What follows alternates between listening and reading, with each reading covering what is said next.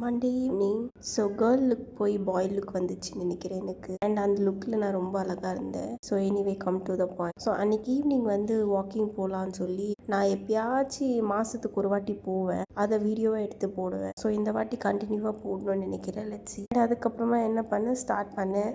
Shoes போட்டால் socks எங்கே இருக்குதுன்னு தெரியல. ஸோ அதை தேடவே ஒரு ½ ஆகிடுச்சு. அண்ட் அதெல்லாம் பண்ணி முடிச்சுட்டு போகிறதுக்கு வீட்டை விட 6:30 ஆகிடுச்சு. அண்ட் அதுக்கப்புறமா அங்கே வந்து வாக்கிங் போகலான்னு சொல்லி போனேன். ஸோ அங்கே மோட்டிவேட் பண்ணுற மாதிரி 2 பேர் ஓடுறதுனால சரி நானும் ஓடலாம், ரன்னிங் போகலான்னு சொல்லி போனேன்.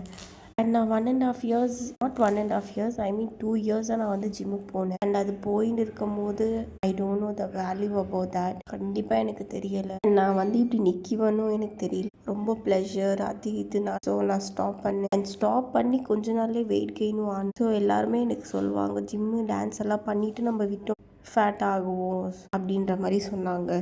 பட் ஆனால் அது என் விஷயத்தில் ரியல் ஆகிடுச்சு. So when I was 52 kg, totally I am opposite for that. 70+ ஆயும்.